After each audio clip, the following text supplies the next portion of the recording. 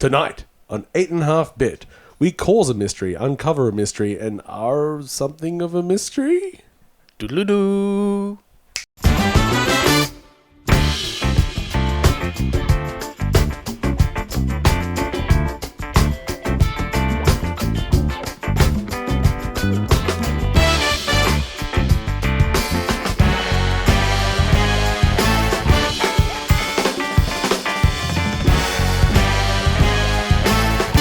Welcome, friends of all designs, to episode 293 of 8.5-bit. And the games hinted at in today's intro were, of course, Overboard, the Magnificent Trufflepigs, and for some reason, Biomutant, I guess, is kind of mysterious. I don't know. Whatever, I didn't really have a good reason to tie that one in. But it's in there anyway.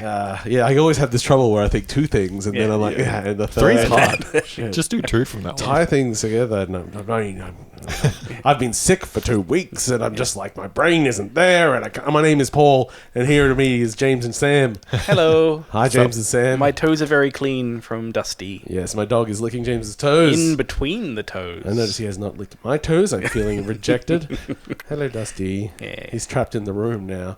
Here's 2 hours. You're never getting back, Dusty. I hope he's listening about stupid video games. So good. How are you boys going? Yeah. Pretty good. I'm pretty well. Well, that's good. Yeah. Sums it up. Yeah.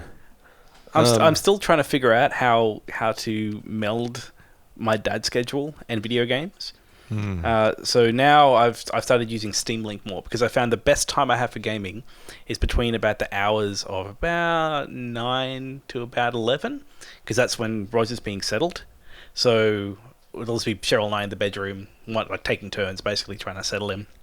So now what I do is I get my iPad and I load up Steam Link and I put it sideways so I can kind of lie down and kind of play it, and then just get my 360 controller. And that was working okay. I was playing some ESO last night, and it was working fine. You can play Chicory like that. Comes out tomorrow. It's yesterday or whenever I release this episode. See, I'm probably not going to release this episode on Sunday. It comes out. So, your Chicory. It just comes out. It just comes out on a day. I want to kind of get it out as... E3's already kind of started, but not majorly. So The June month. Yes, it's the month of E3. It takes a lot of stuff. A lot of things happen. Anyway, so yeah, let's get into some stuff, because also we're probably not going to be a super long one today, and we've got a whole bunch of stuff to talk about, because it's late, and we're all adult men. Mostly. On the outside. There's a dog here who's not an adult man. Yeah. He's the adult man on the inside. Now, I'm gonna start talking about some video games. Yeah? Go for it. Let's start with Biomutant. Yeah, why not? Why not? Yeah. So I have played a little bit of Biomutant. James has played almost Biomutant. Zero of and Sam has played more Biomutant, both pre and post patch, but still not a lot. Pre-patch I was only about an hour in. Uh-huh. Post is a bunch more. I'm not sure how much is a It's bunch double more? digits.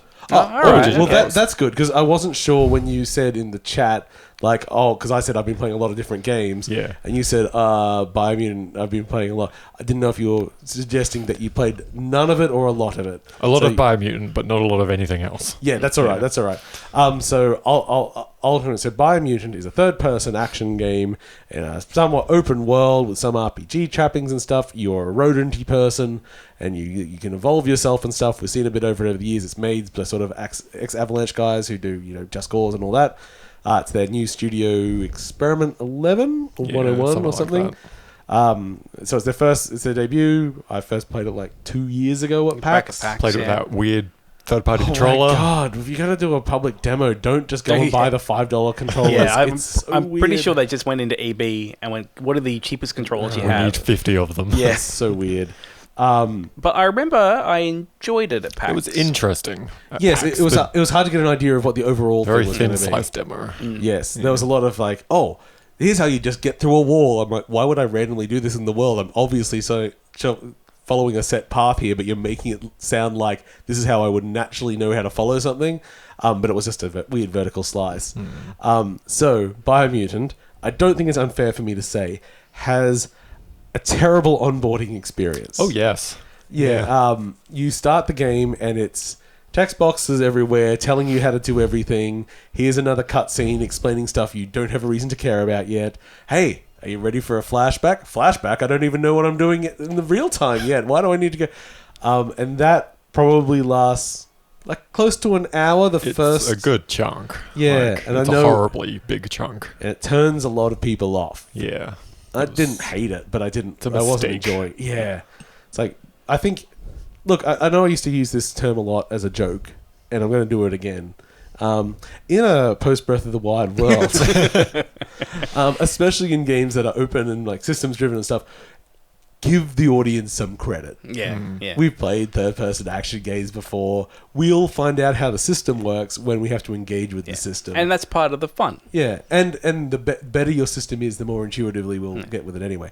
Now, they did a big patch though. they did. And I played it before this patch. So what does the patch change, Sam? They've removed a bunch of those cutscenes. Oh, yeah? Shortened a bunch of the dialogue. The tutorials are kind of in there, but they no longer like the text boxes stuff that pop up that go, hey, do this, do this. No longer like halt the gameplay. They just exist.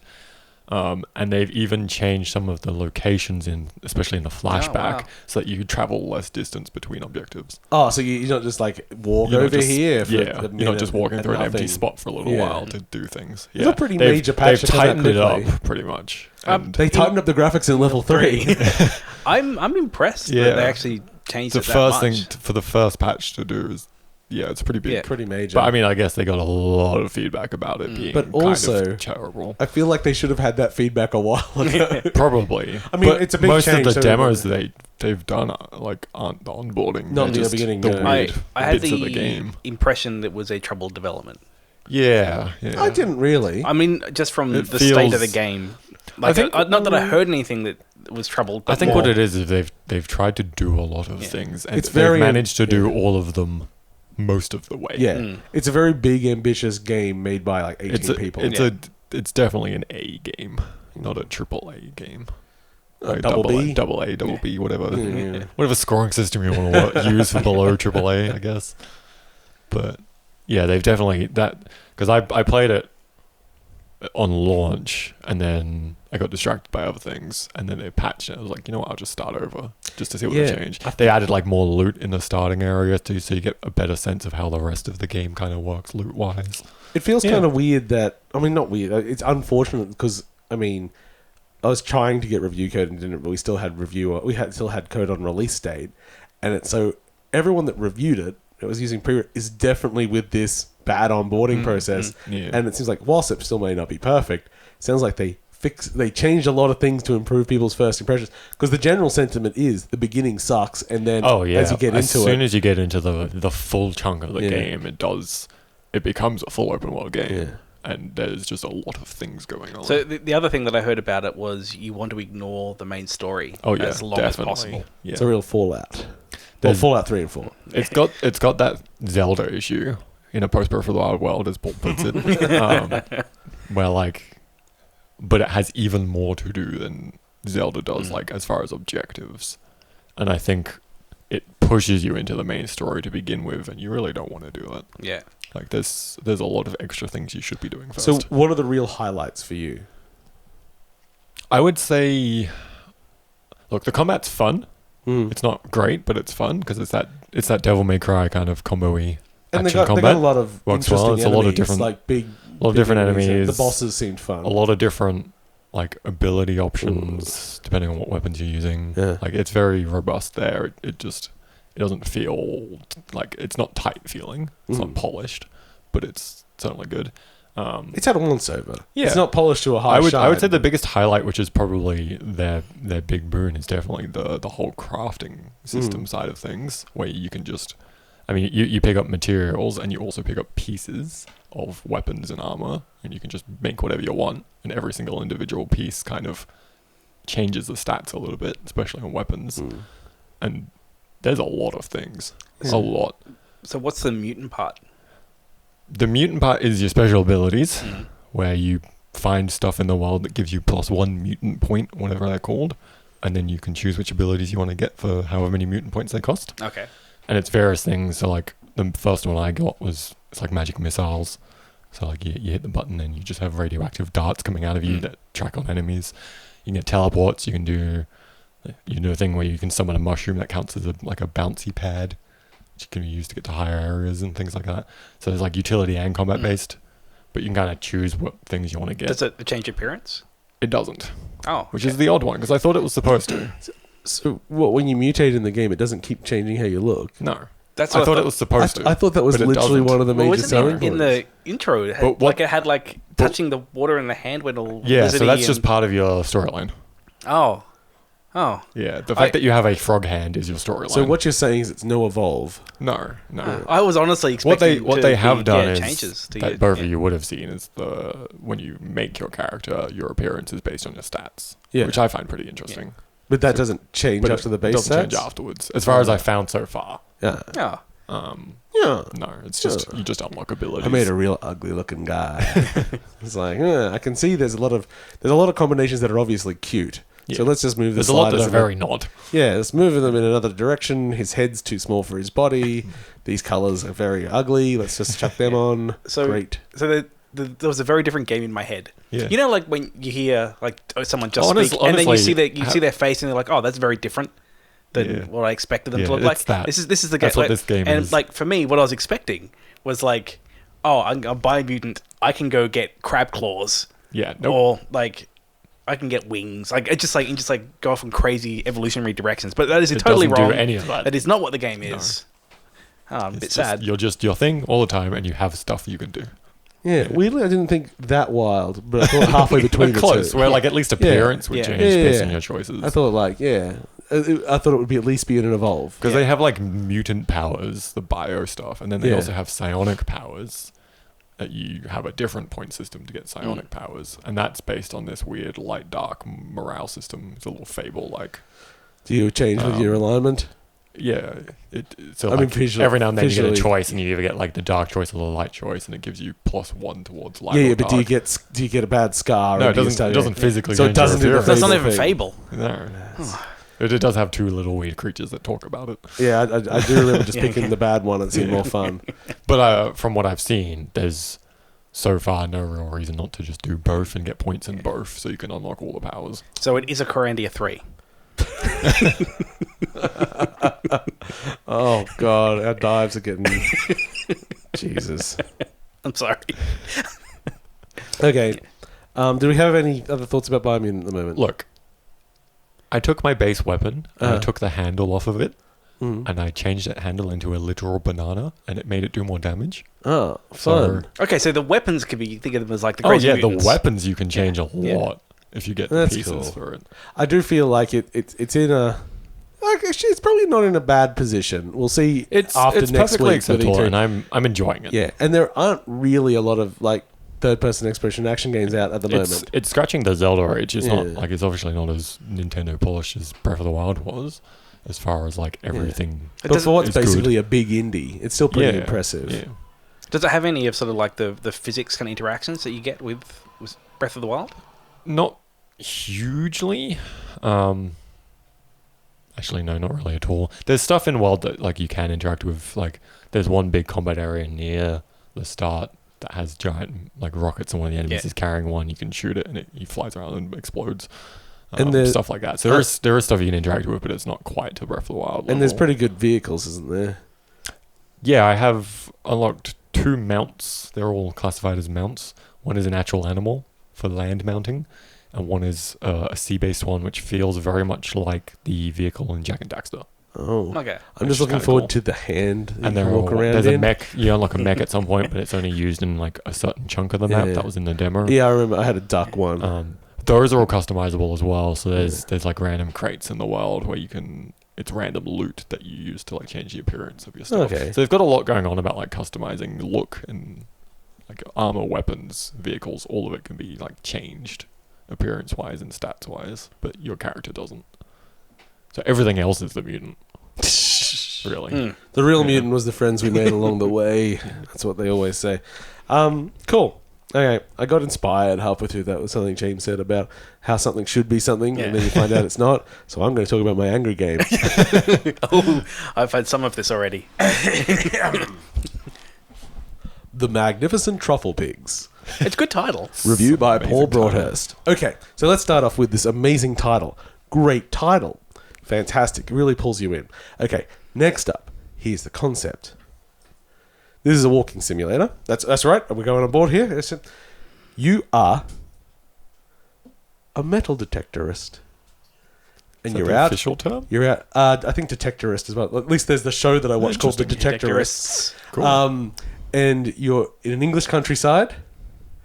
And so it's a walking simulator, walking around slowly, beep, beep, beeping on the ground. And you're basically out there because a friend from your childhood, there's a farm that's about to be knocked down, and you found like an earring that was super valuable when they were kids, and it was like in the news, and she's like, let's just go out one more time and see if we can find it now. We're one last little boring adventure in the countryside together. I'm like, perfect.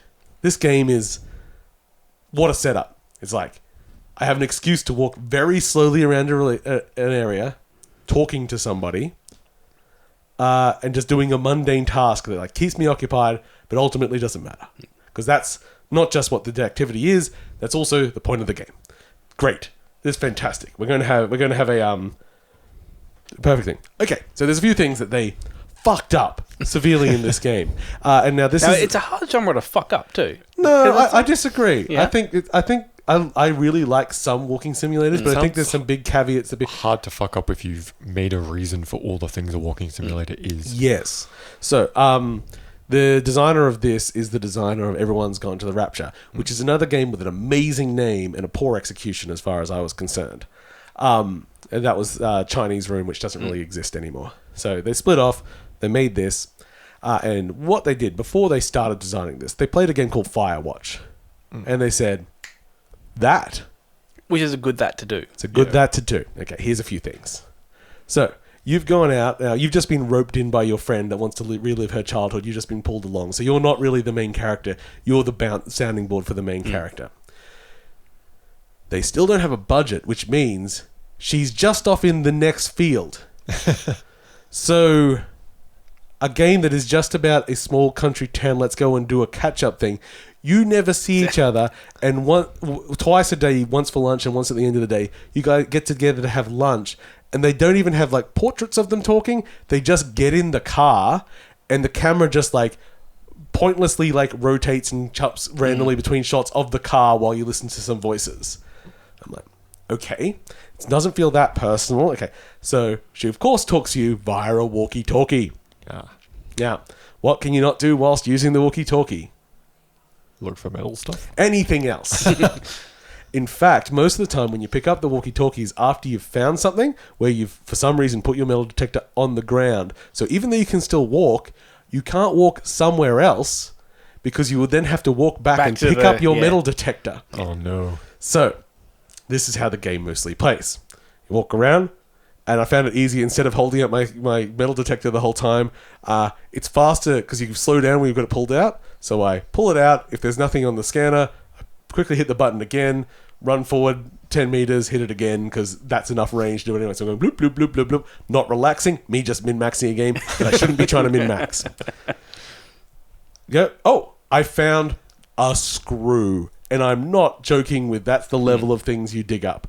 Now, so it's realistic at least. It goes beep, beep, beep. Oh, and the thing is, I want it mundane. I want it mundane in concept. So I go beep, beep, beep. There's something here. And the game goes, oh, you found something. Same prompt every time. It's like, yeah, I get it. It's what the game is.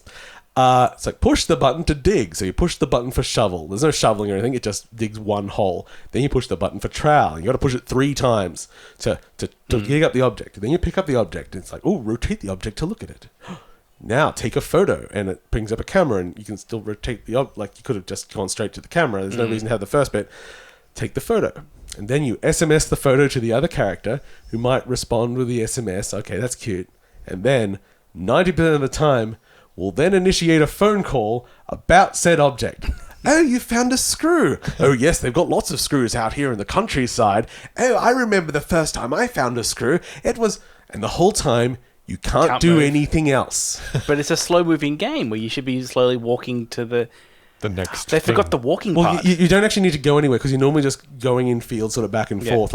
But there is absolutely no and the thing is... There's no reason to. I'm 100% sure that the objects I'm finding in the game aren't pre-placed there. I'm sure there's just a timer that just goes off, goes, you found it's time to give you another object. Like, it's a good way to test that. Yeah, I could. Yeah, I wouldn't be surprised if there's a bunch of predestined and they change, like, they just give it to you in the order, because sometimes the things come in like plot order. So I'm like, well, obviously they didn't know I was going to walk this way, so it might be the right position but different order. Are they doing stuff to push you in different directions? No, it's just each day you just get a different field. It's like, walk around this field.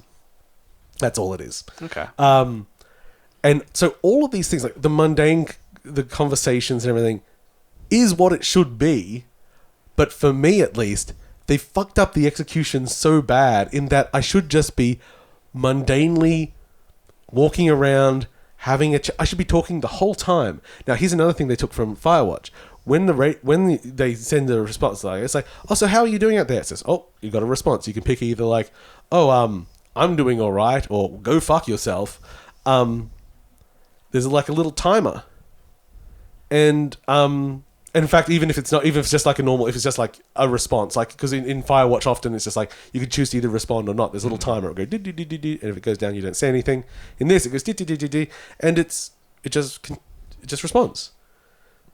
It's You're like always responding. The timer does nothing.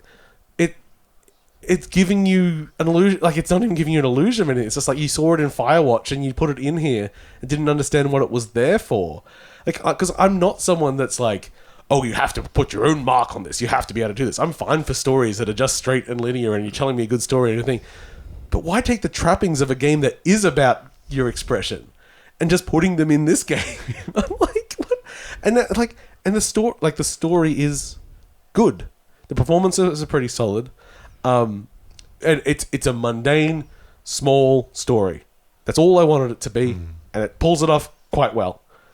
But I'm just like, all of these problems, I mean, you can't fix them now. There's too much game built around it. But the fact you didn't identify these as core things to do in the first place, it's like, okay, I get you can't have the other character walking around. You do not have the budget. But I don't see why you don't have a budget to have sound effects whilst walking with a metal detector out. It's like, it just, effectively, it might not even change the timing of the game, especially if the fines are based on a timer, as I suspect they might be, but it does give you something to do. You're not just standing in a field waiting for someone to finish talking about a screw. And that's weird. It's like, I just, because I was excited about the fantasy, as mundane as it is, and they didn't give me my mundane fantasy. It's like, it's so easy to back game design. I'm just imagining, like, okay, so when you dig up the thing, you do the one shovel up, and instead of just pushing a button 3 times, what if it's like a WarioWare game where you just have to brush the dust off with your mouse or something, like something that you're uncovering the object and you're getting some sort of personal. It's like, oh, it's a bottle cap. Oh, it's an old bottle cap. I think it's from a beer. And maybe you're talking to the person as you're saying that, as you're uncovering and discovering parts of it. It's like, yeah, it's not supposed to be exciting. And part of the story is about how things aren't that exciting. Of course it is. That's the whole point. Weirdly, it's about uncovering things from the past. Who would have thought that would be a major theme in this game about metal detectoring? Oh, God. I fucking hate... So can we erase this game and then make a game with the same title where you actually play a truffle pig? Yeah. Looking for truffles. Well, but instead of finding truffles, you start uncovering a murder. Pretty much. That could be... I honestly, there's so many, even when you just jokingly starting that, because I started going like, what if we did the same concept but in our own way? Like, oh no, it could be truffle pigs. Here you go out and you're having a thing in there. Like, I'm really... You're just a pig, so it's all the other characters. I can't remember that humans. game. What was the Wii game where you were playing the insects, but it was like some other story? Dangerous Creatures? Dangerous Creatures, yeah. Where, so you were a spider and a scorpion. Were you a snake? No, Snake was the bad guy. And you were following the story of Dennis Hopper and these fried potatoes, Billy Bob Thornton. Yeah. It was like an amazing cast, and you're just looking up and seeing these 2 humanoid figures that are out burying a body in the desert, or whatever, and you were down there fighting snakes and shit. Do the aftermath of that, but with a pig. Oh, so good. Yeah, I like mundane things. I'm really this is less mundane. This is, but there's I can't remember the name of the game coming out. I'm sure it'll be shown at E3 again.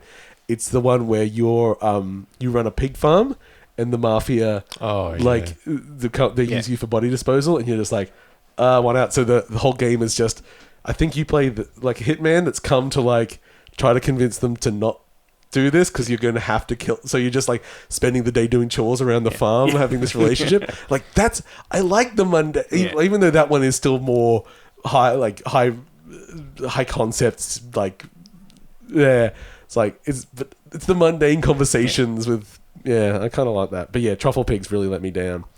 Okay.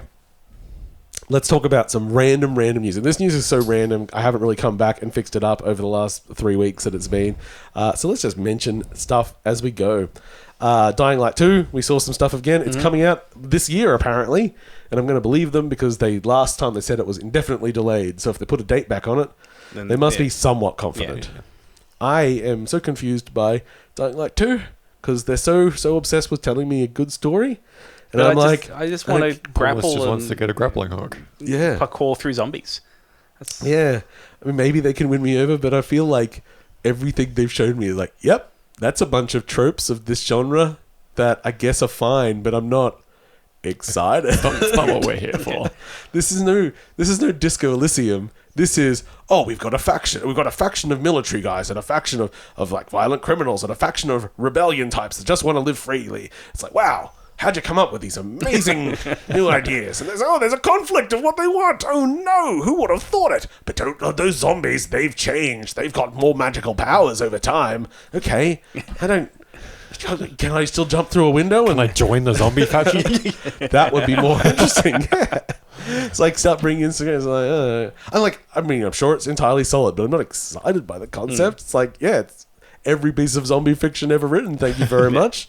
But yeah, I mean, it looks fine. Speaking of things that look fine and what we expect, Far Cry 6 was shown off. Yeah, they made a big deal about there's going to be a lot of things. A big gameplay reveal, and it was exactly what I expected. Why reveal gameplay of the sixth game in a series? Did you expect that it would have a horse? No. There you go. You can ride horses now. What about a crocodile and a onesie? Well, see, because the animal pets have started becoming a staple that's the thing. thing. They started off in Primal, so they've been there for a while. Wasn't expecting a horse, so there's that. And were you expecting a small disabled dog? Yes, they'd already shown that, I thought. Chico, was it Chico or Chorizo? I can't remember. I think it's Chorizo. I'm pretty sure they'd already shown that little dog. I don't think so. Everyone was pretty excited, including me. I think I would remember a cute dog. You are a good authority on dogs. Also, big one, holstering. Yeah. You can now holster your weapons. Yeah, I always find it weird. Paul did point out, on the Discord, right? You pointed out the weirdness. Yeah, anything that isn't just Doom. How fucking weird is it in any game to walk around standardly with a gun held in front of you? Because the least thing that happens in some games is if you point at a friendly, you slightly tilt the gun away. Yeah. It's just awkward to run. I've got to run now. You put it down, even if you're just naturally walking around. I'm looking forward to it. I really enjoy Far Cry games. I just do not expect them to do anything more than the last one. Hot news. This one's political. But it though? Ubisoft doesn't do political things. They said so. They said this time it's political. This time they are being political. Yeah, this time it's political. So chances of it actually not being political. I mean, it was not. See, the problem is that now they have all the trappings of Far Cry on there. So it's like, we're going to make a political game, and it's going to be very deep. It's going to be like fascism, bad, freedom, good. But also, you do have a pet crocodile and a cute little chorizo dog with wheelies. Yeah. And you can walk around with a portable scram rocket system on your back. Because that's another new thing. You can have all these special backpacks that give you special abilities. I'm sure it's like an alt. Also, I believe you can play the whole game in third person. Okay, that's new. Yeah, that's new. Yeah. There's new things. So you can look at all your cool gear. I don't think... Did they mention anything about the multiplayer stuff? They mentioned that there is no map editor in this one. Okay. So that's as much as I paid attention to. Notice there's a difference between what they said and what I paid attention to. I'm sure it's fine. I might play it. I like Far Cry games. I enjoy them. I just do not get that excited about them. This one, I guess I can at least practice my Spanish a bit. Yeah, it's got that one. True. Yeah. I was going to buy Necromunda this week. Oh, yeah. Because I was having a day where I felt sad. And then I'm like, this will be a humble bundle within the year. Yeah, and it has not been reviewing particularly well. It's pretty well. Almost everyone who's played it has loved it. Okay. Because the biggest issues are some technical issues from what I hear. Oh, well, then by the time it gets to Humble, it'll be all fixed. Yeah, it's like batshit insane. It's like, but like all your mobility shit everywhere to the extreme degrees. It's like, do you want a double jump and a dash and a wall run and a teleport and there's all? It's like, okay. And do you want a dog that you can teleport in at any time and will tear the shit out of people and disappear? To the extent that someone was talking about, they wore down a boss's shields, and sort of without a shield, anything in this game is like 2 pops and they're dead. So they wore down the boss and they ran around the corner. And then their dog, without even being in line of sight of the player, just killed the boss. Just cool. We've got cyber mastiffs in it. Yeah, it's like, it just sounds like it's batshit insane. Yeah. You take jobs from bloody gene stealers or whatever they are. Makes no sense, but whatever. Who cares? Blow some shit up. Fun. Okay. Sonic had its big 35th anniversary revelation. And what things we got to see? What was your favourite thing at the Sonic 35th Revelation special? I don't even really like Sonic. Are you excited for the concert? The free concert that's coming out on some 24th sounds like a date. I pulled it out of the air. Maybe it's right. Not especially. It'll be good. Will they play the Michael Jackson tracks? Yes. Probably. Yeah. They're bangers. They're bangers. Look, Sonic music is like the number one thing about Sonic. The Sonic music's pretty good. It's fantastic. So, there's Sonic Colors Ultimate coming out. Yeah. So that's an ultimate version of that one, which is apparently fine. I didn't play it. I won't play it now either. Who knows? Maybe it'll be in a Humble Bundle one day. Maybe you'll be sad. Are we getting a new Sonic RPG? No. We are getting a Sonic Origins, which is funny because I think there's also Sonic Origin already exists. It's around the other way. So that's the first 5 Sonic games. So Sonic 1, 2, 3, Knuckles, Sonic CD. I think that's the ones. That's next year, whatever. And they announced the new game from Team Sonic, which is a Sonic game with no more details about it at this point. But they're doing lots of things for this 35th anniversary, James. Lots of events online, lots of fun things, including they've released the jewelry line. Okay. Because that's what we all wanted. Do you want a diamond-encrusted Sonic head? As a pendant on a necklace. The problem is, I know people who do. Yeah, well, it's if you really want to embrace hip hop culture. Yeah. So you can get a Sonic head, a Knuckles head, a Tails head, or of course a Shadow. I was thinking Shadow's in there somewhere. Because if you want the most hip hop of characters, it's Shadow. I mean, a big, but can't get big in everything. I did load up what's one of the Sonic games on Switch the other day. The good one or the bad one? The good one. Mania. Yeah, I think it was Mania. Yeah, Mania is a good game. And as many times I've tried to play a Sonic game, and I struggle to understand. It's just such a big disconnect between going fast and not being able to go fast. But I think Mania is the one that beat that the best. So if you can't get it with Mania, yeah, I don't understand Sonic because I never can. I feel like I should be going fast. This is the idea of the game. No, that's like the trick. Yeah, they've told you should go fast. You can go quite fast. Sonic is about paths. So Sonic levels are complex pathways. So it's almost about learning a run. Because think about it you're doing your Tony Hawk run, but you're doing a Sonic level, and you've learnt it, and you're looking for tricks and secrets and different paths to take. Because I don't want to poo-poo Sonic. I'm not saying it's bad. I do. I poo-poo it all the time. I have always struggled to understand what it is.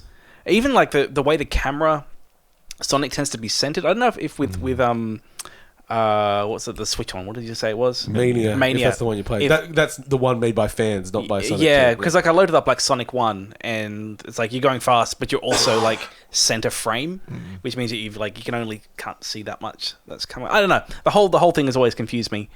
But that kind of makes more sense. Though I still feel like I'm moving from left to right. Yes, you generally are, but yeah, they're pretty complex. The maps design, especially in Mania, I think they sell it a bit more. Learning that, I give it another shot with that perspective in mind. Once you're good at it, you can go fast.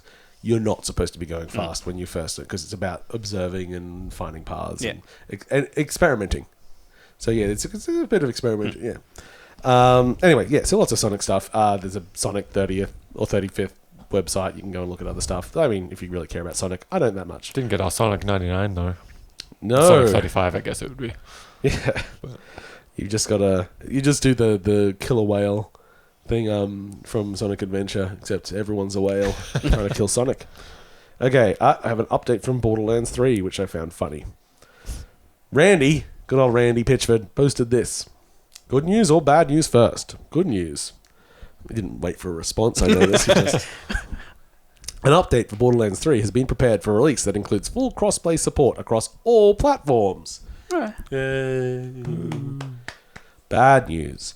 For certification, we've been required by the publisher to remove crossplay support for PlayStation consoles. Lots of interesting things about this statement. One, making it publicly as a big fuck you to somebody.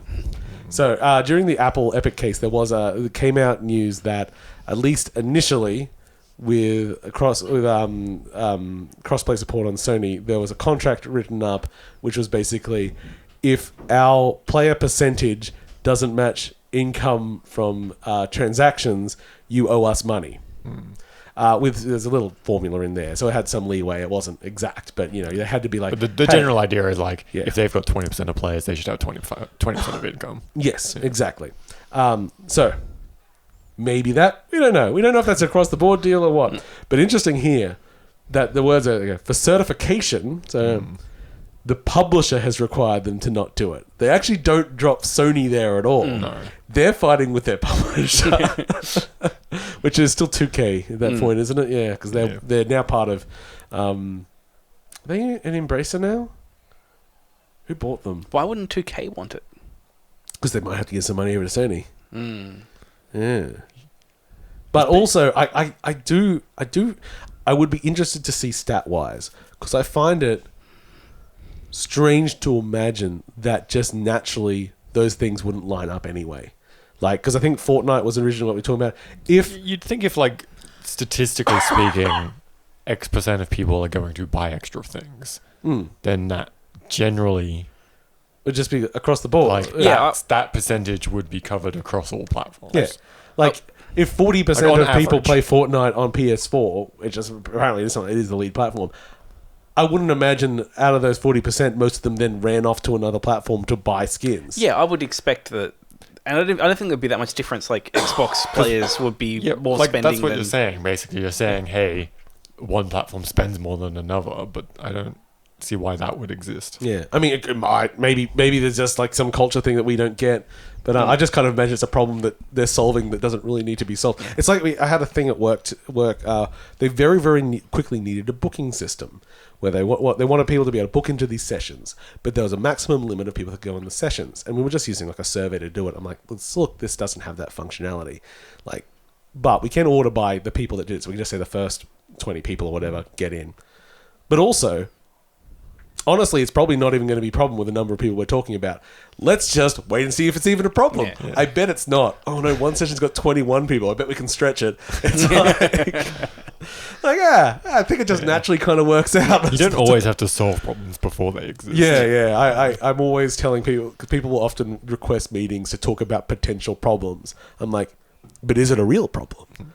Because how much effort should we put into things that might happen without any expectation of that they will happen? I found there's a lot of value in having faith in your ability to handle a problem.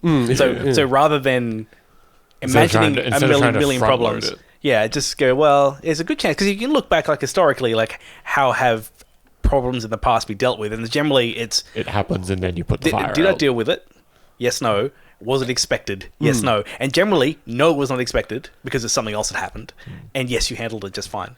And so with that, you just you can generally deal with it. Honestly, those conversations are for the pub. It's like, let's sit around and have a think tank about what would happen if this exploded. It's like, well, I guess we'd have to, and then we go off with that. But we don't really need to put those provisions into place unless we have some expectation of explosion. Yeah. It's like, let's move on. Anyway, so that was just funny. So there was a Twitter thing that I saw that I liked. I hadn't seen it before.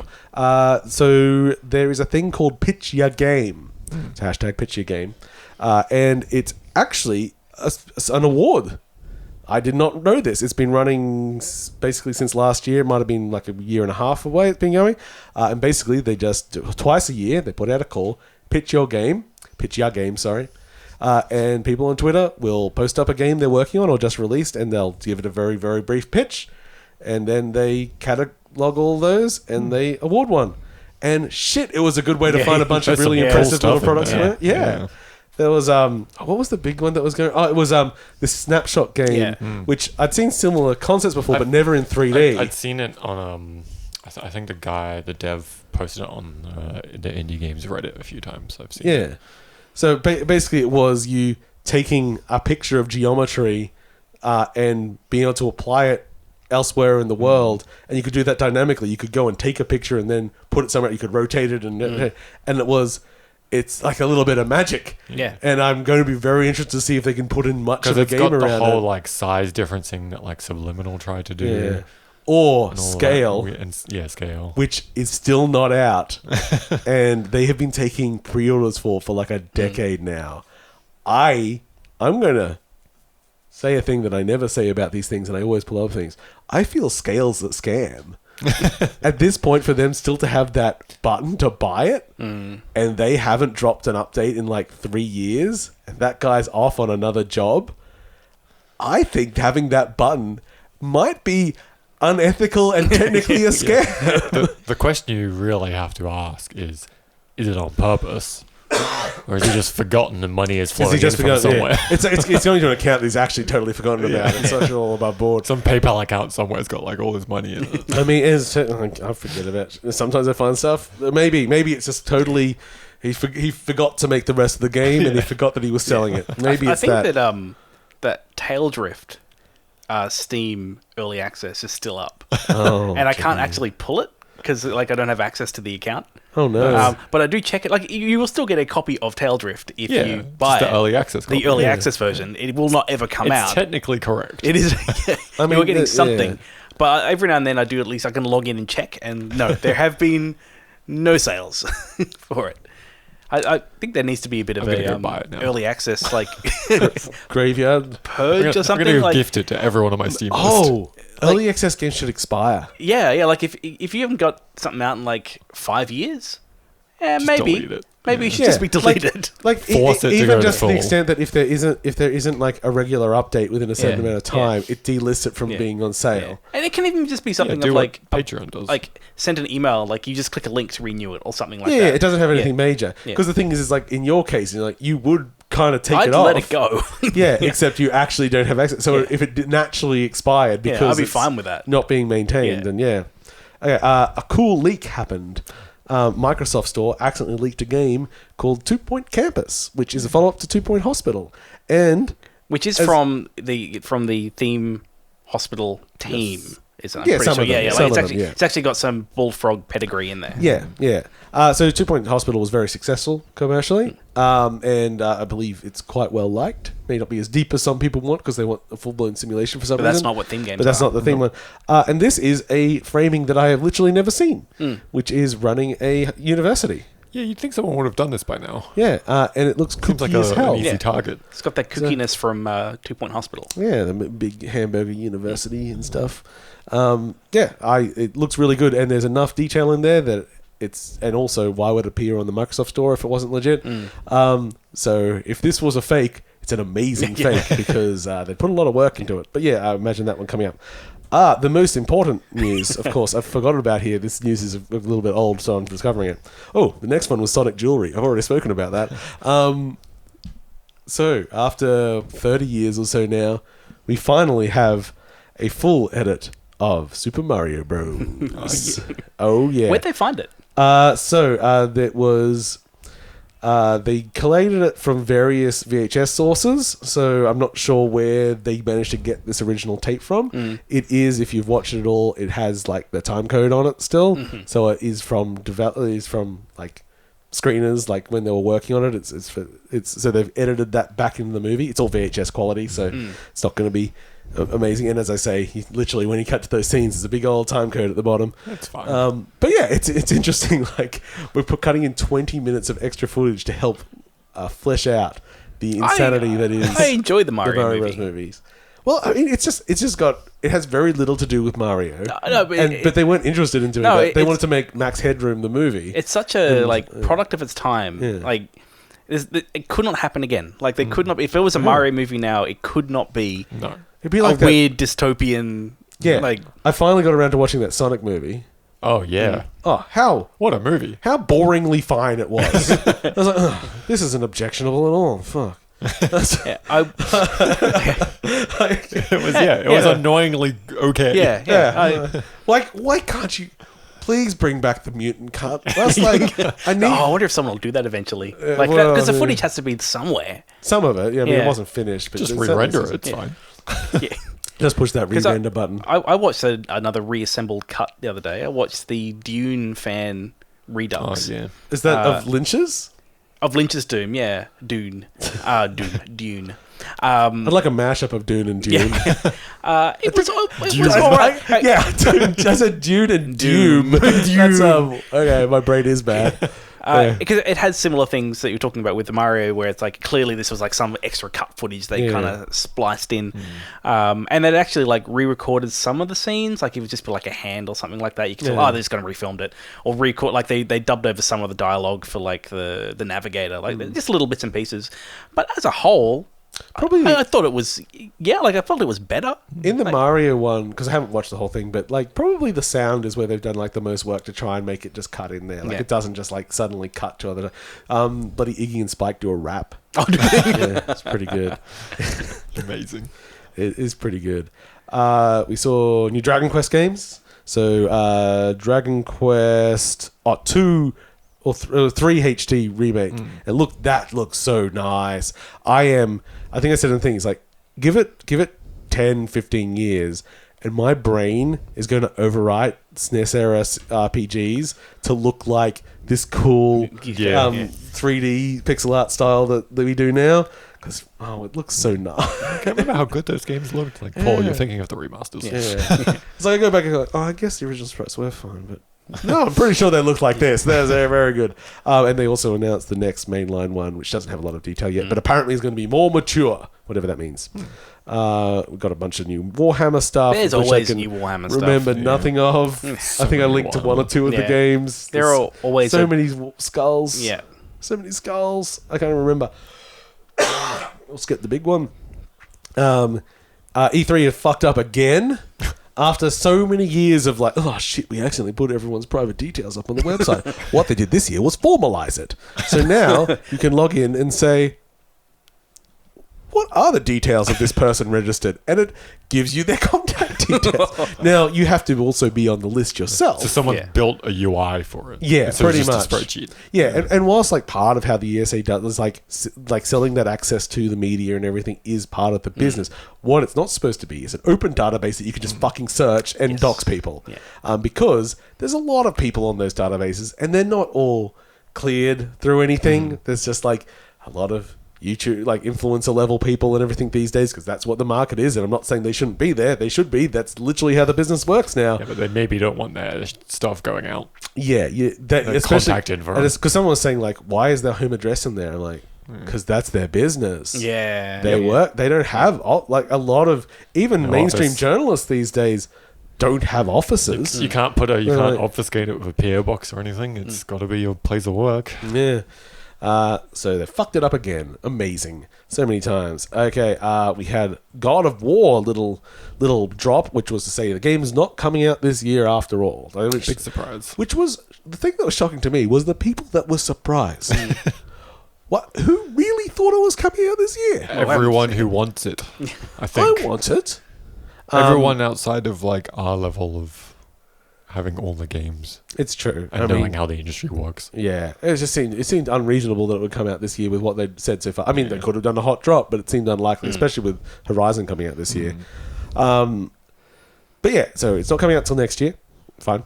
But they also dropped, which has had some mixed reactions, that it's not a PS5 game. It's a PS5 and PS4 game, which disappointed me. Sure is nice to use all that fancy hardware. Yeah. It also disappointed a bunch of dickheads. So I don't want to align myself with them, but also I do feel... I feel like they've just put themselves in a situation where they cannot do the things that I was kind of hoping they might be able to exploit because of the PS5 hardware. Now, maybe that wasn't in the game design to begin with. Maybe they weren't planning around that. Maybe they're just planning a The sequel. potential's gone now. Yeah, that used the technology of the last game in a similar way and just had some faster loading and everything. It took a little bit faster to bloody get through the world tree or whatever. Okay, great. But the things that I was kind of hoping for, the fact that there are all these realms and everything, I kind of wanted a bit of that Ratchet and Clanky, hey, let's mix these things together and sort of freeform move it. Let's give me some Titanfall 2 in this thing. There'll be combat between the two. This has been a slow burn generational release. Like, we haven't really seen this kind of like backwards compatibility to this degree from launch. I mean, there's quite often we get cross-generational stuff at launch, but it feels like it's been dragged going on out a much long longer. time now. Yeah. And I don't know how much that has to do with just things taking a long time to make, or even like the rollout of the hardware. Maybe just like it's not enough PS5s there. Even with the shortage of PS5s, at least from the numbers, it's still selling faster than the PS4. So if it was ever on the cards of being a PS5 exclusive, then what numbers were they expecting? Yeah. It's like, if it's not coming out until next year. Yeah. I mean, yes, you get a bigger player base, but also you don't have to. Not everything needs to be sold on day one. It can sell over a few years itself.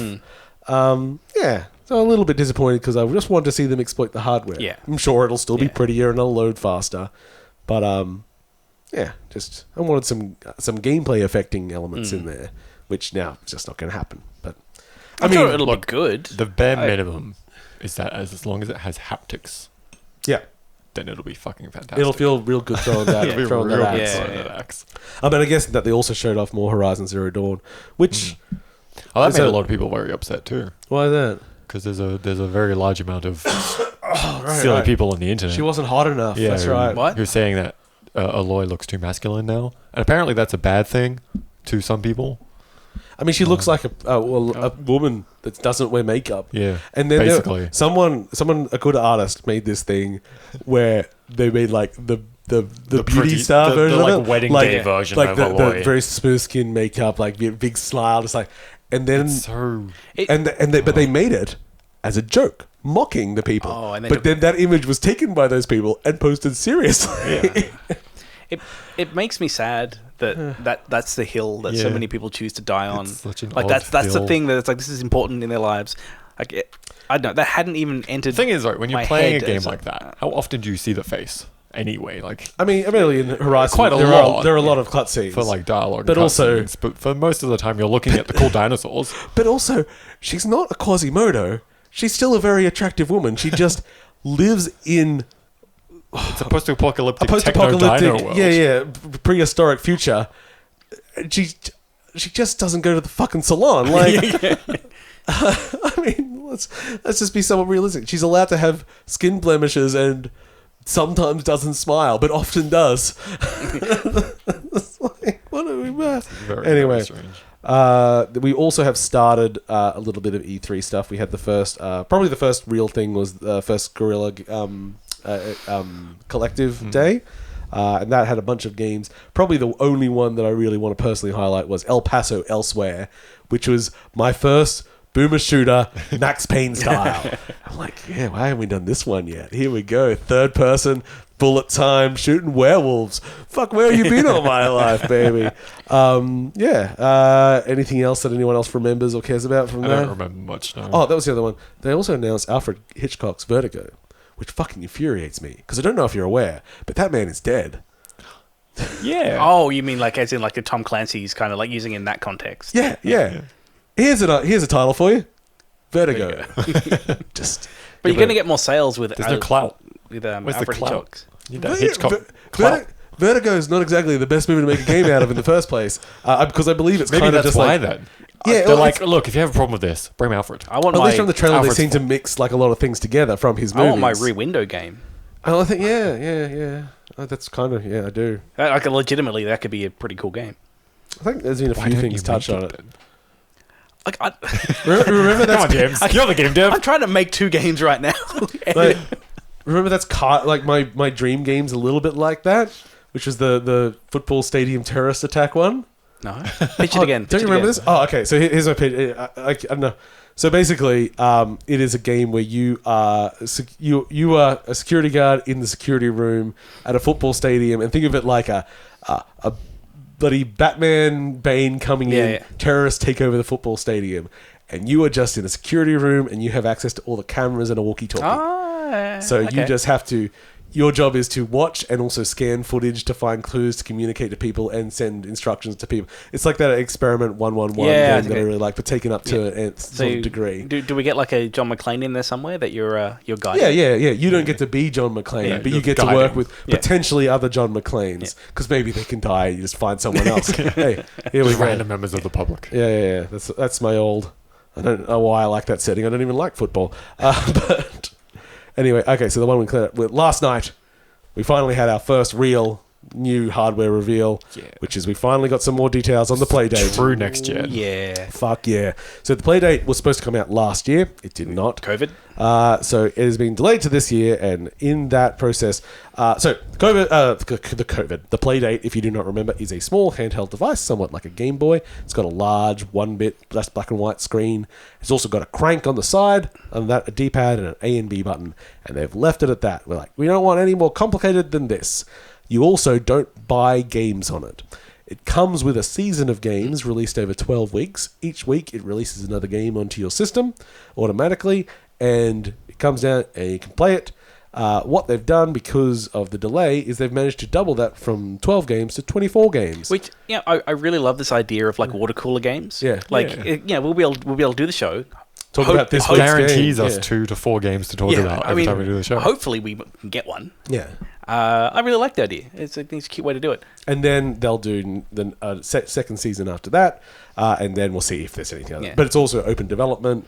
Well, they've got like an online editor, you can use your web browser, and it's got looks like real cool. Yeah, it's got like the scripting and like the sprite editor and like the level builder, Music. everything there in one thing. So I reckon we'll see some cool stuff out of that. This is a device for pretentious indie people, but we fall under that category. Yeah. Hey.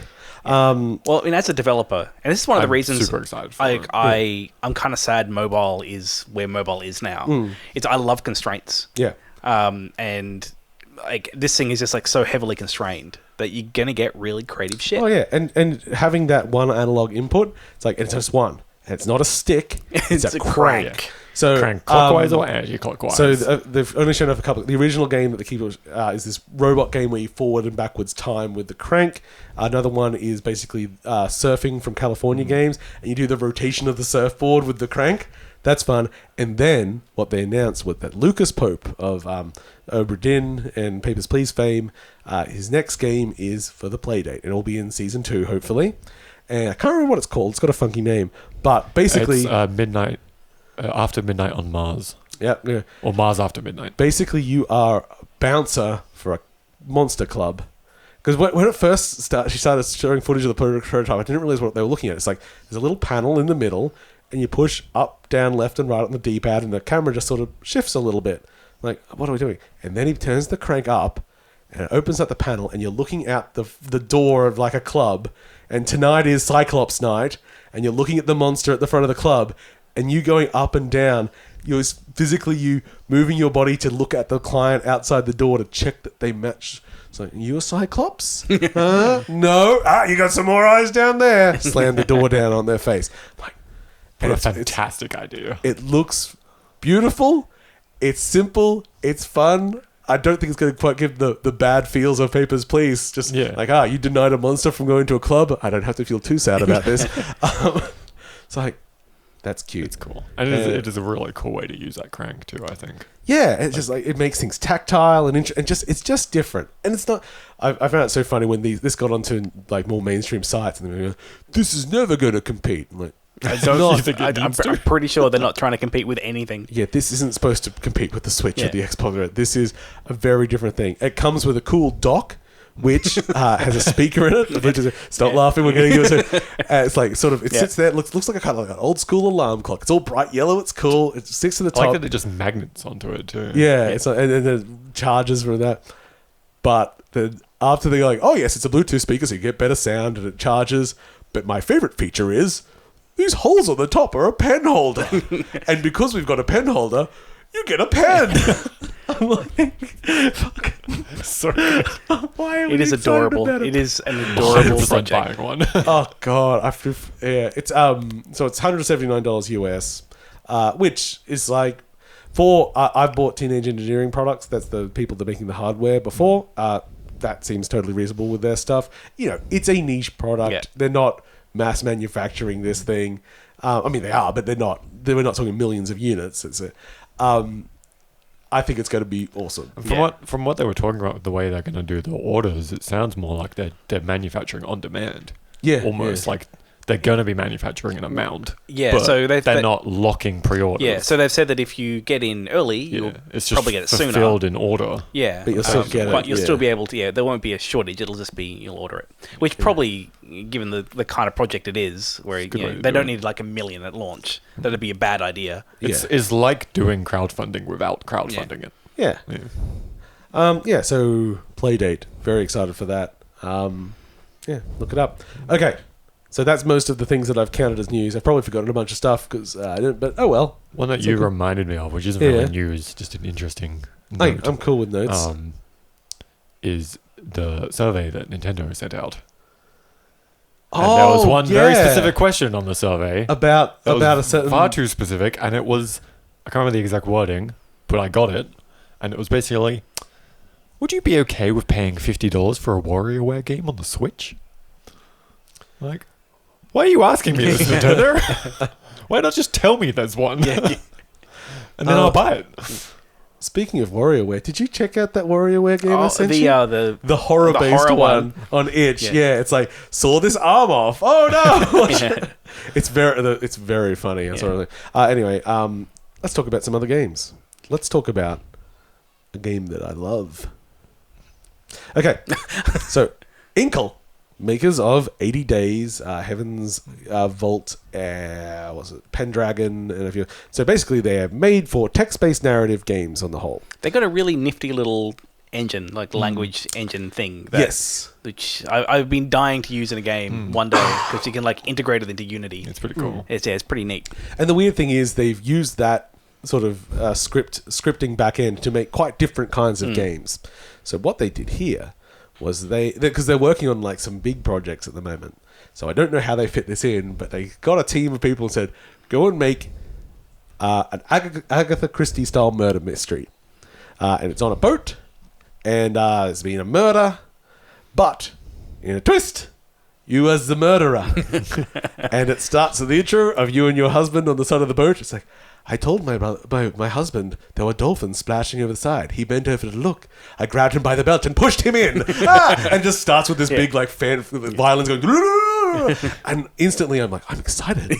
I don't think I've been so hooked by an intro before, and it's only took 10 seconds to do it. It's okay, here we go. Okay, so I get up. I woke it up the next morning in bed. Okay. Guy comes to the door. It's like, oh, good morning, man. How are you? It's like, oh, yes, come in. It's like, oh, where's your husband? It's like, I don't know where he is. Next option. Smash him over the head. Kill this guy immediately. It's like, oh no, kick his body under the bed, and I'm like, oh no, his head's caught. So it's like you smashing the head. Like, it's like he's kind of disguised, but there's a lot of blood on the room. Is this on? Is this Switch? This is on everything. It's on mobile I as well. saw it on the eShop the other day, and I nearly got it, and now I'm going to. I think. Yeah. So basically, most of the times it's like 3 options in a room or whatever. So you're just about to come into dock. So it's the morning, and by 3 p.m. you'll be in dock. And it does sort of like your old Cruise for a Corpse, which is my go-to, which no one else knows. So I'll say The Last Express, where everything's on a pattern of clockwork. Everyone on this boat is going to go have a routine. They're going to go and be in certain rooms at certain times that you can interrupt or eavesdrop or go have your own influence on. So basically, you've got this time of that much time to go and disguise your murder. Can you rewind time and stuff? Like, you can rewind a scene. Okay. But you can't like hold back in there. Yeah. So there's a bunch of like clever shit. So you get to the end of the day, especially your first day, it's going to be like, her husband's dead, and she lied to everyone with some very obvious lies throughout the day, and there's blood everywhere, and all of these clues. And you're like, oh. So you go to Sing Sing. You're like, when do I get out? It's never, bitch. Oh. And then it's just like, waking up in your bed again the next day. Playthrough probably takes 10 to 15 minutes if you're like reading everything.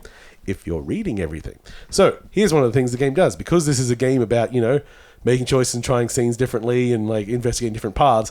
What if, for instance, you just want to do a bunch of the same stuff and try something else later in the day? You can hold down fast forward, and it does all your last choices. Okay, So that's nice. Good way to handle that. yeah.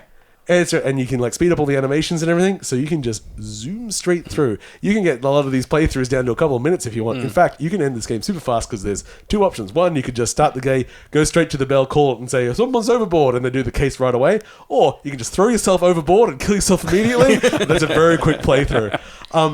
What I enjoy is it gives you sort of when you finish the day, it'll then give you tasks like, hey, like, could I do this? Like things to hint you to drive you with something else to try. It's like, oh, how could I blame this person for the murder? You know, okay, get in there. And so at first it's like, oh, don't get caught. Okay, so you can kind of quite easily sort of prove that your husband committed suicide instead. So you don't get caught. But suicide doesn't pay life insurance. So can I prove it's, can I make it's not me and still get the life insurance? And then afterwards, that someone, well, actually, I won't even say what the next complication is, but it adds another complication to it. So to get like the good ending, you have to keep reiterating with more things you find out and steps along the way. And these playthroughs are short, and there's lots of things. And you can just start doing things like, at the moment, I'm just challenging myself to try and kill everybody on the boat. It's like, oh, I can poison them, I can smother them in bed, I can do. I was like, oh, but how? When do I kill the old Indian?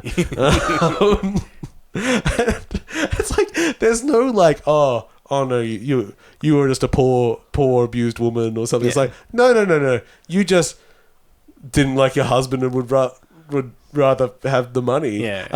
Opportunist. You're just a shithead. It's great. And I don't know how long I've actually played it in real time, but it is like I really enjoy Inkle's games, and I'm still making my way through Heaven's Vault, partly because it's a full novel. Like I need time to get into it, and a lot of my sessions are quite short. But this is, you can play through a whole story in a couple of minutes. Yeah. Now it does mean the character, like you're not going to go there for any emotional depth or like insight into the human experience or anything. No. It's a fun Agatha Christie thing. I love them to make a bunch of games about this short. In fact, just keep ripping off Agatha Christie. Next one's on a train. It's like, go for it. But it has so much energy and just fun to it. And, I like time loops and small spaces to explore. And that's exactly what this is. I've run into a couple of small bugs where it's things like, you're saying I can jab that object, but I have that object. But considering the sort of the intricacies of the amount of different paths you could take in it, those things are pretty easily forgivable. Super impressive. I think it's $16 on Switch at least, which is where I'm playing it currently. But I think it's on pretty much everything. Yeah. Normally it's a bit cheaper on phone. Yeah, normally. But yeah, Overboard is just such a well delivered pack.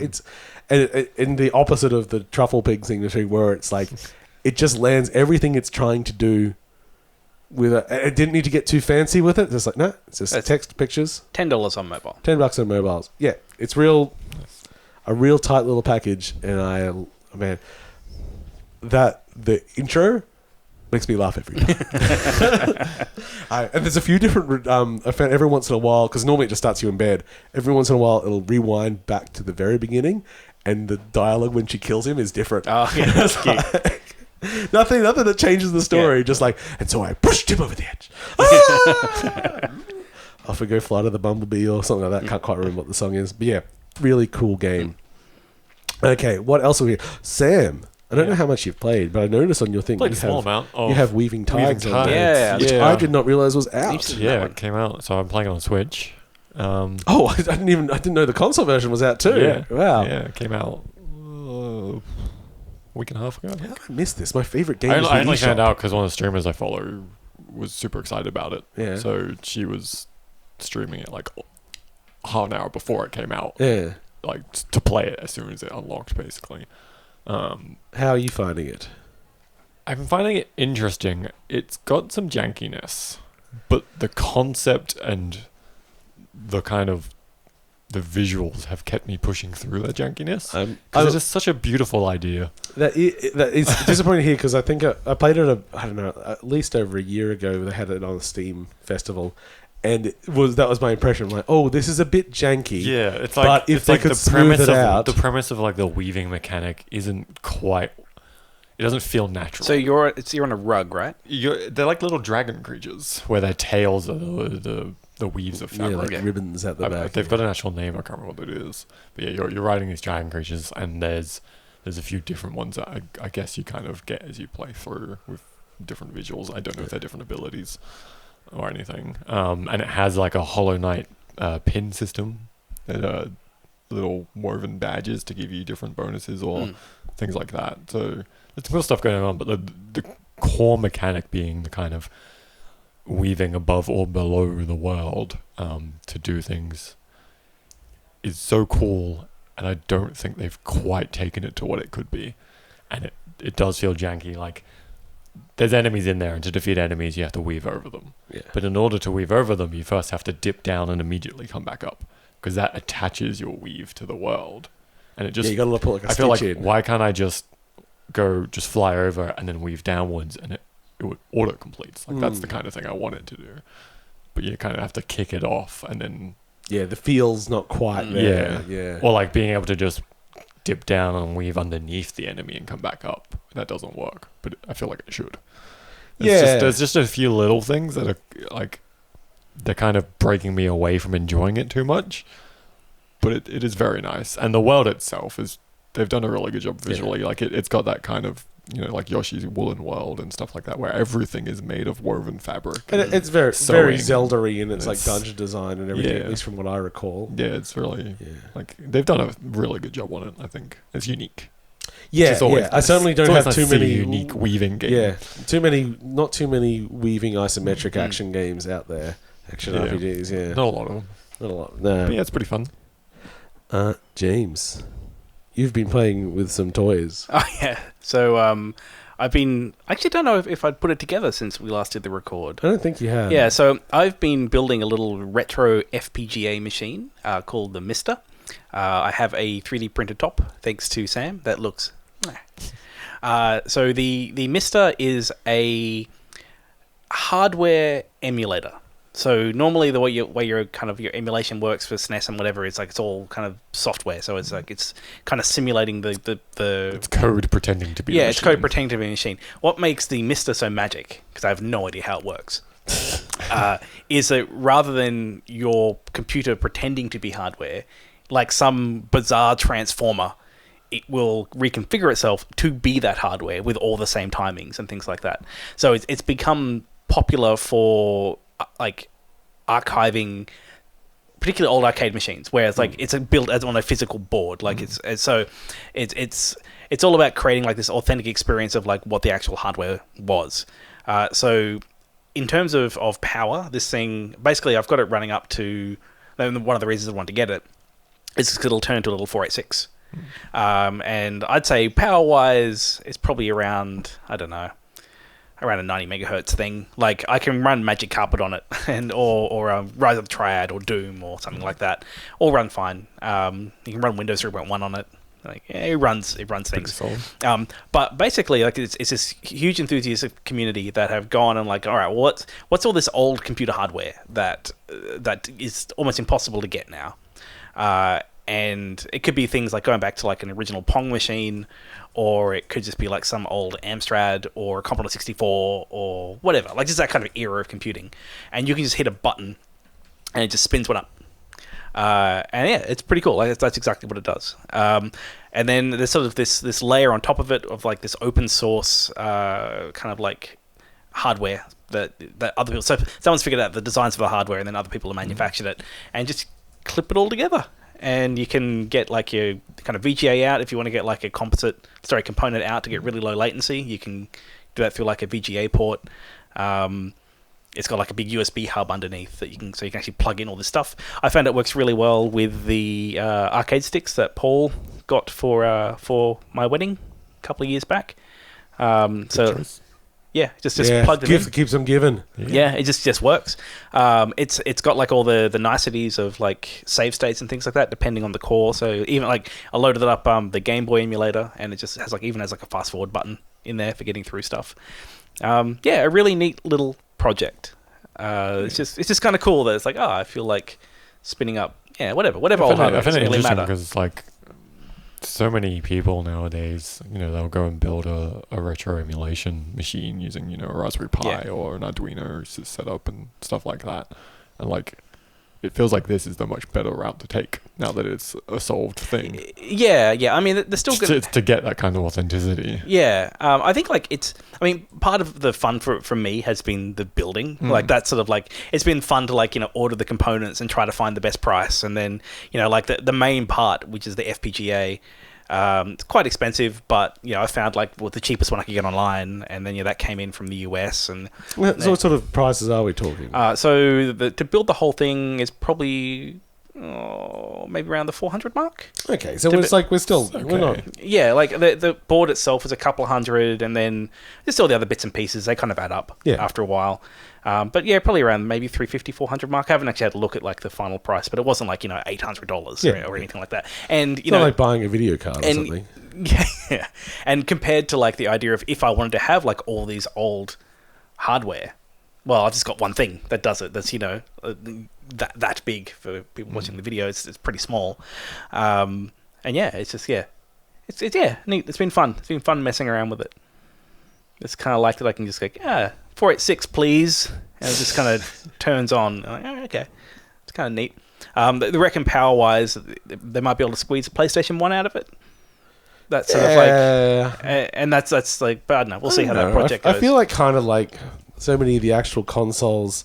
Yes, emulation is better if you're doing an FPGA base, but it's like it's pretty good without. It's actually running those like older PCs, the arcade stuff. Like, well, that's the main thing. Your old Commodores and some stuff like that, which really is. That's the main draw is if you want that like really old hardware that you just if you like the idea of having like a bunch of old computers in your house, but you would like them to be a tiny brick, then it is good for that. And with the ability to just plug in like a modern controller, you plug in a Bluetooth adapter to it, and then I connect my PlayStation 4 controller to that, and there's like an abstraction layer between that and the games, so I can just use the PS4 controller, even to the point of they've mapped the touchpad to a mouse. So it's like it's a lot of like it's a very active project. It's been fun. I'm enjoying it. Fun. Hey, was there anything else on there, James? There's another little game I've been playing. Let's look at the title because I can't quite remember. Sagrada, which has come up as an ad from us playing Root. I think it's one of their publishers' games, and it's a little dice game that is technically competitive, but I'd like to think it is competitive in the fact that like you're just sitting around people who are trying to achieve the same thing, rather than you're really kind of messing with other people. So it's basic idea is it's a dice game. It's a race, not a war. Well, you do kind of impact other people, but it's like you're not really kind of like planning. Like you might glance and go, "Oh, that's that person's board. They're probably going to want this die," but like that's about as far as you're going to go. But the basic idea is it's a kind of you've got like a grid in front of you where you can place dice. Each die has a different color, and you take turns drafting die. So you might play with 4 or 5 people, and this is just on phone with AI. You technically could play with people, but I don't actually think it matters that much, because, like I said, it's not like you're not interacting with people that much. And so you draft it. So you might roll 6 die. You then will have a grid where there'll be certain rules, and it's actually like different kind of configurations you get for different rules and different difficulties. So the basic idea is that you have a grid where you can either be restricted by a certain tile, maybe a certain number, or a certain color. So it might be like of these like 16 tiles, one of them might be you can be blue only, and this one can be 5 only. And the other rule is that adjacently you can't have the same color or the same number, and that's the core of it. And so then you're basically taking turns to kind of put together this. Like I draft a die, you draft a die, Sam drafts a die, then Sam drafts a die, you draft a die, I draft a die. Then it moves to the next person, and kind of like so it goes back and forth. Where I think it's kind of interesting is that each time you play the game, there's different bonus objectives. So it might be okay for this game, you want to get as many columns of unique numbers, and as many rows of unique colors, or you might want to have the most blue, and then each other player also gets a secret one. Some people, this one might be. Oh, you also want the most yellow, so you don't know everything that people are aiming for. What it means is that when you're putting the board together, you have these constraints that are constantly changing. So it'd be like, for this game, I need to get one color of every row and one color of every column. But if you make the wrong move, you'll basically screw it up. And so it's kind of like, I like that there's different kind of planning you have to do. There's enough going on that you kind of focus on your own game. There's no one core strategy to it. No, it's and I don't know, but it's also kind of social. If you were playing, I could see it'd be good for if you're having some beers, because you're not really kind of being too strategic. It's you tend to be thinking about your board and going, okay, if I can move, you can get abilities. Sounds like it might have that kind of same zen-ness as Mahjong does. Maybe, yeah. To me, that's what it's sounding like. I kind of like the idea of you're playing with other people, but only just. And so it's because there's another game I have that I like called Railroad Inc. This is actually the physical game, and Railroad Inc. It's another dice game, but in that game you're actually almost was it mini metro style? You're trying to put together a railway network, and the options are the rolled dice. And then you sort of basically try to build your little rail network, and then there's scoring at the end and someone wins. But you're not interacting in any way. It's just you have the same shared dice pool, but that's it. Where this one, I kind of there's you actually are influencing someone a little bit. I don't know, I actually wouldn't mind. I think I don't want to play it online. I think that'd be kind of pointless. You might as well, there's so little interaction from the other people and it's so fast. It's you might as well have AI effectively randomly pulling dice out of the pool. So then it becomes a risk of I know it's going to be my turn again on this pool, in this current draft, and this I can at least put a value on. This one is more important than this one, and kind of make a call on this one might be gone by the time it gets back to me. But in person, I can see that being more fun. It's mobile. I can see it being a very good game on an actual tabletop with a few people. Yeah, and it's kind of nice because at the end you actually have made this pretty. Thing, because the boards themselves will have different patterns. This one, because there's different difficulties for each of the boards. It might be this is a 4-star difficulty, this is 2, and you can kind of pick which difficulty you want. And this might have a nice, pretty pattern on the end, but you might have just screwed it up. And so it's you've almost got this really pretty pattern, but I've messed up the blue one. Yeah, you idiot. It's a fun little game. Why did you do that, James? I've been a bit like Root. I've been maybe I could pick this one up. This is a pretty... I looked at getting Root today, actually. Is it very expensive? It is. Yeah, I thought it would especially if you want to get the extra stuff. My problem with Root is still I don't feel like I feel like understand. I would skip rules so many times. Because the digital version keeps me honest. Yeah. It's even with the digital one, I know it's doing all the things for me, and I still feel like I'm missing things. Yeah. I'm why did I get 4 cards then? I don't know. Well, what caused this? I'm glad the game knew, because I would not have said, give me 4 cards now. Because I feel like with Root, we get just as much out of it just playing it, but all sitting in the one room. We don't have to have the ball. We can still all play in the same space. Yeah, let's play digitally, but all together. Yeah, I'm 100%. Maybe because one thing we haven't mentioned is that E3 is literally happening probably when this is out. We might have an E3 night on Monday or something. We can play some Root while we watch Microsoft or something. You do keep asking us to come around for a Root. So. Yeah, finally people will accept. I'll get mine. There's so on that topic there's another expansion that I'm assuming will come as DLC at some point, which adds 2 more factions and 2 more maps. It's a mountain map with mined passageways and a lake map with a ferry. And the 2 new factions are these tiny little corvids. Wait, there's 2 new factions. I haven't even played the lizard tiny little corvids and moles, I think they are. God damn it. It looks really cool. Yeah. And then the physical version you can buy big hardboard maps instead of using the one that comes with the game. You can get extra tiles. There's a pack you can get that's got 7 different Vanguard meeples. Yeah.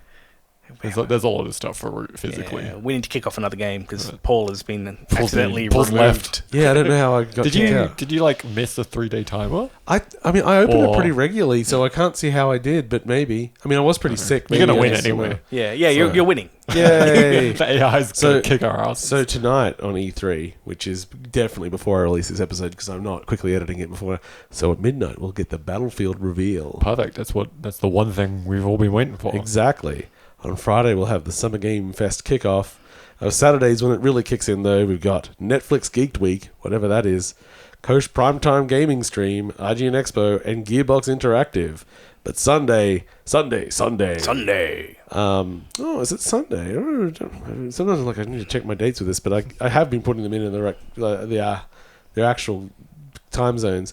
So Sunday we'll have Gorilla Collective Day 2, followed by Wholesome Games. Oh, look, yeah. I really feel I need to redeem myself on Wholesome Games because you're a real shithead. I was. You need to watch it and like every single game they show you. Now that me hating on it isn't just a thing that I was doing because now there's too many other people hating on it that are kind of dickheads. Yeah. My dickheadry is being associated with their dickheadry. And I don't want to be associated with that dickheadry. I want to have my own dickheadry. I believe in you, James. You can be the dickhead that you want to be. So that's also... This is Australian times, by the way. Sunday should also bring us Ubisoft Forward and Devolver Digital. Their next installment. I just realised what I should really be doing come this Sunday at 1 a.m. Sunday. I was just like... I'll just get Roger and keep him up, or like bounce him to keep him asleep, and Cheryl can actually sleep for a while. Oh, suddenly someone can chat with me. She probably appreciate it. Like, sweetie, I'm going to be up from the hours of 1 till 5. Hop on voice chat. I'll just take Roger, and you go sleep. What's kind of weird now that I look at the E3, so I'm going to watch this, I'm going to love all this, is that it's not till Monday our time that we get Xbox. There is no Sony. And Nintendo, of course, does its late thing where it's coming in on Wednesday. And Bethesda's part of the Xbox stuff. Yeah. So it's like, and then all the other stuff is like your future game show and stuff like that. All these like weird side things that were never really, the big three don't really exist anymore. Yeah. I mean, we've got Ubisoft there, we've got Square Enix and a few other things, but it's like your Sony, Microsoft, Nintendo doesn't happen bam, bam, bam anymore. No. It's like Sony's Microsoft just gets the stage. Yeah, pretty much. It's theirs to lose. And last year, they proved they can still lose it in that situation. But God, I feel like I said this last year. They must have things to show. Well, they got Bethesda now. Just show some Starfield. They got to have some Starfield they can show. I don't care about Starfield. Yeah, but when you click on a character, they're going to center them on the screen. And it's going to blow. I know you don't care about Starfield, but it's something. Starfield's going to start. You're going to wake up on a little shuttle, and a guy across from you is like, "Oh, it's you! Finally awake, are we?" It brought you out of stasis. It starts in Skyrim, and you get knocked out, and you wake up in Starfield. Oh, and you can import your character. Yeah, exactly. But the thing is, even though I'm sure they're going to show Starfield, they still might not.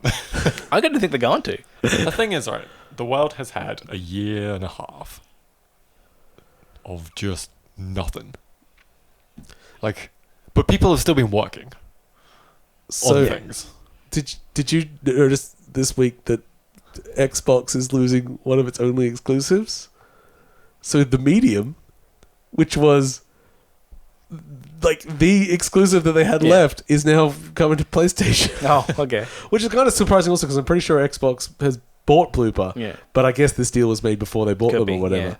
We were like, oh, okay. I mean, I'm always happy when people play things. I don't ever care if it's moved. But I'm like, it is just funny that technically Microsoft basically doesn't have... Oh, I guess it still has some things that are exclusive, just not published by Microsoft. Maybe they'll show us what changes they've made to how Halo looks. And they'll be talking about this is all the stuff that's going to come to Game Pass. Because they just want you to subscribe to Game Pass anyway. That's probably what it is. Just a big list of Game and Pass games. I'm like literally... what's the... Backbone or whatever I just was excited for and downloaded just before. I'm never not being on Game Pass. Microsoft have me. They don't need to make games. They have me. Yesterday, someone was like, "Oh man, anyone want to play Second Extinction? It's $35 on Steam." I'm like, "It's also on Game Pass, and yes, I'll play it with you." It's like, yeah, do it. Like game, how's they don't need to make games. They just need to give them to me. Yeah, just give them to me. It'd be good. Now, if only Chicory came out on it. Which I keep name dropping. I contacted the publisher and begged them for a key. For a key, yeah. Not because I don't want to buy it. I will buy it. but because I'm running a Z Games episode tomorrow and it's its release date. Oh, and you want to be able to. I want to review it on release date. I'm like, please. They never wrote back to me. Oh. I'm like, you bastards. I'll pay you. I am pretty keen for that little one. I was pretty sold on that demo. Chicory is like the Wonder Team indie game thing. It's the main dev is the guy that did Wonder Song, which was a beautiful, wonderful game. Then you've got people from Night of the Woods, Celeste, and Uncharted Goose Game pretty much takes up your... It's like, yeah, that's kind of quite the team. And yeah, the demo was amazing. So it's out on the 10th, which is tomorrow in our case. Probably yesterday or the day before when this is released. And who knows when you're listening to it. Maybe in the year 2027 for some reason. Our children... Nostalgia purposes. What's going to happen if your children listen to old podcasts? Does it mean they're losers? They're just interested in the history of their parents. They just want to find out what their They dads just want to were know like why before, their dads are like the way they are. Yeah. before the great wiping out of the bearded white man. They're going to go back to some of our early 8.5-bit I've stuff. always been solid. And You've been the one that's problematic. yeah, but I was problematic before things were known as problematic. No, you So weren't, that's the James. You problem. just didn't know. You were. Oh, like, at least I came round, right? Yeah. You were fine. I mean, it's really only one incident where you Where I said there was two genders. Yeah. And that was it. Yeah. How could you? Yeah. I think we've moved on quickly from that. Yeah, good. We've had worse people on the show that have said worse things than that, James. Oh, yes, we had. Yes, we had. We interviewed Uwe Boll, Yeah. which is a wonderful interview. I loved him. He's not correct. That's all right. Takes all sorts. No, they're not going to get back to old episodes. They're never going to hear any of this. They might hear like one thing and go, "Wow, our dads are boring." They won't live through the great internet purge of 2025 anyway. God. I make no plans about what's going to happen with Henry because I feel like I just don't know what's going to be relevant when he comes up. So why worry about it now? I mean, with Australia's encryption laws, we might just not be anything because that's all going through again now. Oh, is it? Yeah. Cool. Yeah, if you work for a multinational, it's your job to put backdoors in their software. Yeah, good one. I'd go to work Australian government. Whoever it was that made that quote that was just like, well, you don't need to use encryption unless you have something to hide. Yeah. Oh, I thought you were going to say when our Prime Minister said that the laws of Australia... Oh, I don't listen to anything he says, so I can't quote it. Oh, no, this was... shit, what was the middle one? Yeah. That's my favourite Sean McAuliffe joke whenever he says our Prime Minister Scott Morrison because it could be anyone at this point. But when it said that the laws of Australia supersede the laws of mathematics. Oh yes, like, I do remember that quote. It's like no. It's not how any of this works. one of my favourite counters to the if you've got nothing to hide argument is if you have nothing to hide, why are you wearing clothes? Yeah. Like for warmth. And also because I'll be arrested. Like, in my case, the question is valid. Yeah. But the point being is that everyone has some level of privacy that they want. Oh, and I hide lots of shit. So it's It's like it's such a stupid I don't do anything illegal, but I'd rather like it wasn't publicly known. It doesn't need to be out there. Would you be happy with the Australian government putting a camera in your shower? Yeah. Like, you've got nothing to hide. Sure, why not? Why wouldn't you let them do that? If it makes some poor government worker somewhere happy, I'll let them do it. But yes, the argument of nothing to hide is... Would most people be bunk. happy if there was just a log of everything you ingested? That No, I I don't want to read that. Yeah. That I ate. I'd kind of be okay with that. You never have you've never had a bad shame day or something? I mean... No, I have an Uber Eats receipt history. It's most of it. Yeah, I'm not. Yeah, I'm not it's not a public Uber Eats. Yeah, true. But that's actually a good point because that kind of highlights the difference in what people would find that. Yeah, well, I feel like a lot of people would be like, "No, I don't want you to see the fast food that I've ordered." Where I literally give no shits. And some people do use apps where you can publicly in fact, share with their friends. I'd actually kind of like it that's because true, I could track my eating. And I could go, I should probably eat less of that. There's apps for that. Yeah, but I'm lazy, and if the government wants to do it let for someone me... else track it for you, and then they send you an email when you're doing shit. Yeah. No. They just shame you on Twitter. It's like, I see you've been eating out a lot recently, James. They just every day they just post a public list of all the people who fucked up. Bring back public shaming. That's good. I actually realized there was a game I'm playing that I didn't mention that's actually pretty good. Our time's like, you all right time wise? It's just hitting. Yeah, I'll quickly throw in a little PSA because I wrote it down there. Oh yeah. I discovered that if you have an iPad or an iPhone, there is a DOSBox emulator you can go grab. It's called iDOS 2. It costs about $8, and the kind of cool thing is you can just sync it to a folder.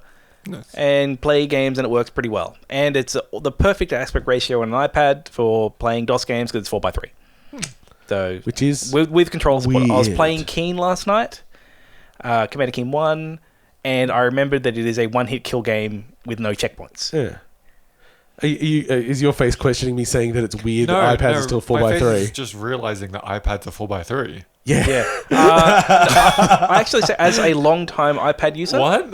As a long-time iPad user, I do not... I want that aspect ratio. I mean, yeah. Oh, no, I said it's useful, but it's it also a weird choice. Because I've never noticed. It is odd, but I think it's like... If I had a widescreen iPad... But yeah, 1610 or a 16:9 iPad would be weird. Because what... Well, a tablet widescreen held this in portrait feels wrong. Like, it's not trying to be like a TV that you turn sideways. Yeah. And I think that aspect ratio... it'd be perfect for Ikaruga. It would. I think the reason they keep that aspect ratio is it just makes more sense for portrait. Yeah. I've just never realized for some reason. Yeah. It's one of the things I've always found a little bit weird that like all media on it sort of like full screens and takes and just like black bars you. It's like, why don't you just put it at the top and let me use the bottom? There's still plenty of real estate and stuff like that. And then when I tried to like play games on the TV using the iPad as a player, I'm like, this is all fucked up. Like, oh dear God. Anyway, so I've been playing a game called Stonefly. Now, Stonefly is by the team that brought us Creature in the Well, which is a strange... Let's call it a Zelda-like crossed with pinball. But I never liked people saying pinball in it because it wasn't very pinball-y. It was more pachinko-y. But you just were a robot thing that swung its arms and whacked the balls around. This is a weird game, but it has things that I like. You are a little person in a big world of bugs. And you know I like being little. Yeah. So I'm a little lady. And my dad... I'm an engineer and I work on the robots that help run in this world. One day, I need to go get some stuff for Dad, so I take the robot out, but I forgot to lock the garage. Oh no! And they come and steal the family robot. So I head out on an adventure to get back the family robot. So I get on my cricket, which is a real cricket, and I go out and start my adventure and meet up with some hooligans and then that. So it's sort of played top down, and it's interesting in that, so it's all a natural world, so you're climbing up trees and jumping from leaf to leaf and things like that, and all the like robots you're hearing are sort of bug-like anyway, so lots of legs going around and jumping up and floating stuff, and it's deliberately slow.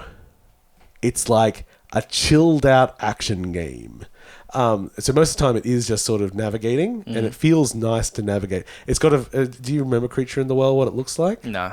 So it's sort of, I'd almost call it like a craft paper style. They're not trying to look like paper, but it's all the textures are sort of like, everything's sort of like a solid color, which often will just like bleed into the same color behind it, but then it has like a texture on top of it. So it's almost like a textured crepe paper sort of thing in there.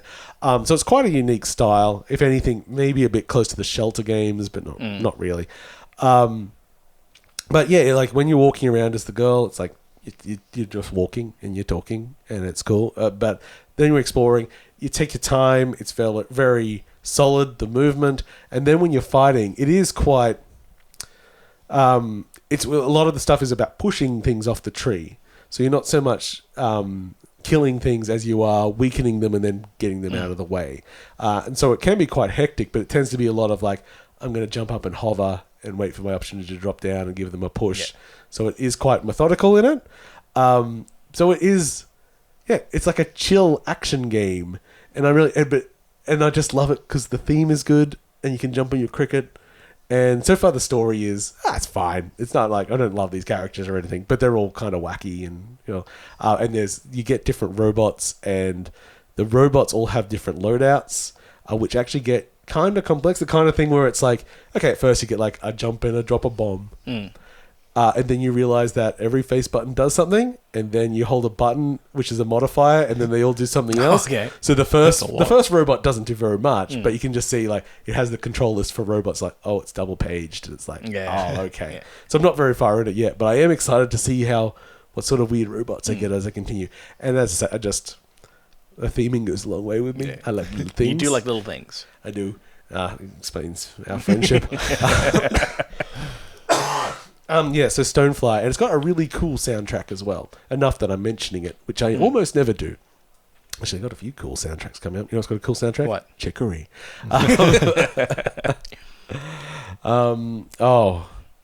I think the Switch, the Garage Game Studio's out very soon. Yeah, I that's think a out soon too. couple of I days, don't think like I've mentioned it on 11th. the show yet. It's kind Yeah. of cool. It's basically the game maker from Labo, but without Labo. Yeah. With some more stuff. I And like proper guided tutorials. Yeah. Cute little characterized node-based nodes. script editor thing. I always like those fun tools, pretty fun cool. little Betting tools. time. I like them because I've seen what people have made with like Mario Maker. Yeah, and that's which got is a lot of constraints. which is not a game. Which is not something made to make other games. It's People got a still lot of force it in, constraints. So to be given something that is just, hey, make games. That obviously still has constraints in the way that it's designed, but doesn't seem to have many. Yeah. Yeah, I'm very interested to see what people do. Do we see a Switch Pro at E3? Oh, no, but I really hope so. According to the internet, we saw it last week. Yeah. Yeah. I'm with no. But who knows? I think we would only see it if we were getting it for Christmas. Yeah. And I don't feel like we'll get it for Christmas. Why not? Don't you believe in Jesus? All the rumors. I really hope we do. Like, I would love to. I would love a new Switch. But I'm not sure we will. Like, I want that screen to be a little bit bigger, and I want to have a little bit more grunt. I definitely want it to be OLED. Yes, I want it to be OLED. And I want that cool, crazy DLSS. DLSS. which Yeah, is- looks that's the rumor that got me excited. Yeah, which is just That's magic. the reason I don't think we're getting it this year. Because it's not like all that hardware is easily accessible right now for anyone making anything. Nintendo's hoarded it all, and that's why Nice. it's They're just sitting on a stack of pros. But here's the real question. Do you know what American Halloween is based on? As in, like, the holiday? Yes. I don't know. Some pagan something. Nah. No? I mean, like, I don't know. People might take objection to this, but, you know, I listen to All Hallows I Eve. listened to one history thing which ended with it surprisingly, and now it's just fact for me. It's based on Pope Day. Is it actually fact? Well, as far as I can tell with that, so basically it was a day for hating the Pope, and all the kids would get dressed up, and the Irish would beat the shit out of each other. I can believe that. That then- sounds very plausible. And then they banned it, but the kids like dressing up, so they kept the dressing up part. Yeah, like the dressing up Yeah. and they'd go around house to house demanding. I think it was just money. So what they've done is they've beat gone, you up. Yeah, yeah. it's Parts like- of this are okay. yeah, they took Let's give it a different they reason. took those bits and put it on the like the because Hallows it's still Eve. obviously like your actual El Hallows Eve, but the actual celebration aspects are from beating up the Pope. I love it. Like it's brilliant. This is cool. Like, in other exciting news, I watched Spiral. That's the new Saw movie. Oh, how is it? It's very bad. It's Chris Rock trying to take a serious turn, and he produced it. Oh. It's so weird. Does he try? Yeah. Oh, it's great, and it's so Saw, but it's not. Is it continuing on from the last? Is it doing the normal Saw thing? No, because it's sort of a spin-off, but it is still continuing the same universe. It's real dumb, and maybe the dumbest. I can't quite remember all of them. I tried to get Cheryl to watch The Witch because I have never watched The Witch. Cheryl cannot watch The Witch. I looked at it and like it's an hour and a half. I've heard it's very good. It is, And I started watching it and I thought, no, I'm going to see if Cheryl wants to watch this with me. She lasted. The woman that cannot watch horror. You decide to start with The Witch. She lasted about 7 minutes. It got to the peekaboo part, and that was it. Yeah, And it wasn't even scary. she made the right decision for her. Cheryl sounds And then, like me. and then she went and looked at. She said she went and read the Wikipedia page at that point and said, "I will never watch this." It's the best way to consume horror. So I will watch it myself sometime because it looked really good. Looking forward to his next film, the Viking one. It's got like an amazing cast. Yeah, I think Defoe's back, and let's look it up. So, what else did I watched Wrath of Man. That's Jason Statham gets angry and kills some people. I'm all That's all for I- watching. that's all I wanted. all for dumb Jason Statham movies. Well, fantastic. it's a dumb Jason Statham directed by Guy Ritchie movie. Yeah, they're the best kind. Let's see, The Northman. What's the cast of The Northman? Because now we're the movie show. Cast. Where are you, Cast? Let's go to IMDb. This is why we need to extend the... Oh, yeah, so Anna Taylor-Joy's back. Alexander Skarsgård, Nicole Kidman, Ethan Hawke, Willem Dafoe. That's good cast. It's pretty fucking good. Cast. Yeah, it's about Vikings. It's going to be great. You watched The Lighthouse with me, didn't you? I didn't watch it with you, but I did watch it because I remember you got very excited about it. Yeah. And I definitely knew Cheryl would not watch The Lighthouse. I think she'd be better with The Lighthouse. I think she'd be better with I think you're right, but I don't think she'd really like it. Yeah. Yeah, so these days, if I think Cheryl might want to watch it, I generally hold off to kind of go, hey, you want to watch this? And a lot of the time, no, she doesn't. I still think she just needs to watch the Little Shop of Horrors DVD I lent her like 4 years ago. Everyone should do that. Because it's a good movie. It doesn't fantastic. really count as horror. And it's It's very fun. It's got go-go dances. It's good.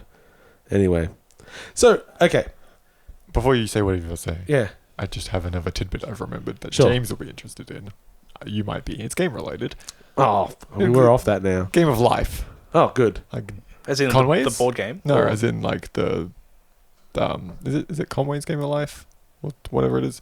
The one where it's like the 4 rules and it's just dots turning on and off. The really old like Dots I don't know this. I thought the Game of Life was just like Is a it called the Game of Life or bad is it board called something game. else? Can't No, I'm think of it. confused. No, Yeah, I don't know. It's an old game where like it's literally like you can do it with pixels. Yeah. And it's like if a pixel is on, it's a rule set where like if it's bordered by another pixel, it turns on.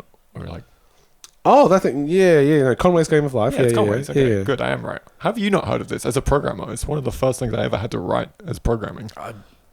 I've never heard of it. What? Well, anyway, it is a Yeah. basic. It is a simulation that has I think 4 basic rules, and then you can just set up a pattern of dots and Yeah. it'll just run forever. It'll just make really nice patterns. And no one's sure if it's actually infinite or not. Like, there's no way to tell if any one pattern will run forever. Most of them seem like they're going to. Someone has figured out how to make logic gates in it, Okay. which means someone has built Conway's Game of Life in Conway's Game of Life. And I'm now keeping an eye on that person to see when someone eventually builds Doom. I was thinking You this- was, I, That's- yeah, that's- I know that that was you were what I was thinking thinking of. about. That's Yeah, what I I was said thinking. It's it. like Like, Game that's a of board Life. game. Yeah, but they both Yeah, the no. Game of Life. Yeah. In fact, it's Conway's Game of Life, and this is the Game of Yeah. Life. So that's the difference. But now I feel like I need to go home Go and look it up and make this thing because it- apparently it was legitimately one of the first projects I ever had to do. I've for programming, never made that. because it's like simple to make. Yeah.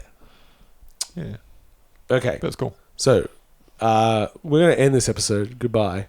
So you can leave now if you don't want me to spoil one of the early plot points in the film Cruella. That's Oh, fine. I've had the end spoil for me, so Oh, cool. Go okay, ahead. I'm so, fully on board with so- whatever. I know what you're about to say. So very early in the piece, so goodbye everyone who doesn't want See ya. Cruella. very early See in the you piece, people with Cruella spoiler issues. Cruella's mother is killed by Dalmatians. Now, what I find amazing about the world's reaction to this is the amount of reaction of eye rolling of like, oh, they had to make some backstory to explain why she doesn't like it. It's like, here's another take on it. It's a joke. Yeah. It's a very funny joke, which hilarious. made me laugh a lot. And I was like, I get it. Because the people that made There's this a lot of are very also annoyed aware. people. There's a lot of very just people who are like, that's so dumb. That's the stupidest origin story for a villain. Yeah. It's like that's the point. It's Yeah, supposed to be. It's not serious. One, the original character is not a character. It's just a weird stereotype. It's a bad The lady. whole thing is trope. Yeah, it's just having fun with it. I find it so often. So when people like see a bit of media and they like do the whole like oh god, it's like because it's a joke. Yeah. Did you? I mean, there are some things that are badly made. I mean, I guess this is the thing we have with horror all the time, where people go like, "Oh God, that's so stupid." It's like, yeah, That's almost so much that maybe it's a comedy, and you maybe don't realize that other intelligent people are involved in this and can see the same things you see, and you're not some genius that can see through the matrix of Cruella. It's If like, it's so obviously bad, maybe it was meant to. yeah, there's it. No, don't just say you have to love the film or anything, but like that one point, very funny. So that's because they established that she loves dogs and hates Dalmatians. Just specifically that. Because I just imagine, like, very early, as soon as they have the meeting, they're like, okay, Cruella, what are we going to do for a Cruella movie? Yeah, this, like, okay, what are her defining traits? Okay, she's lanky, she smokes, oh, we got to cut that back, Jesus Christ. Black and white? She hates dogs. What's the thing that everyone likes? Dogs, fuck. What if she loves them? Great, done. It's like, move on. Let's just not focus on that point. It was fine. It's good, but that one point is very good. Anyway, thanks for watching and listening to 8.5bit. You can catch our website, 8.5bit.com, our Twitter, Facebook, anything you like on that. Subscribe to us on whatever the hell you want. You can join our Discord at discord.8.5bit.com. Come play Root with us. Come play Root. And, of course, E3 is happening, and have some fun. We'll have a big E3 things, probably, where I just list a bunch of things, and these two look at me going like, I didn't even bother watching that, Paul. I don't remember this. It was so good. Man, there was the pixel art, and then they did this big 3D effect on the pixel art, and it turned out it was voxels all along. You're like, okay, Paul. Oh, we have Devolver Digital coming up. Yeah, Devolver Digital is good. It is my highlight big conference. That's the biggest one. Yeah, and the interesting thing with Devolver Digital, just today they announced one of the games. So whatever it's the new game by the Broforce devs. Terra something. Terra Null. Terra Null, which is they describe as an inverse city builder. Yes. Where you're given a wasteland and the goal is to add the vegetation and the life. And so it's all the complexity of a city builder, but you're managing environment builder. Basically managing biomes. And it's really very clever. It's, cool. It's very pretty, and it's just like, this doesn't fit whatever style they're doing on the weekend. Because they thought this beautiful nature game is out of place. And I look forward to finding out what they are doing. Who knows? We might find out next year's Game of the Year again. Hurrah. Catch you later, folks. Thanks, everyone. Bye. It was a terrible click.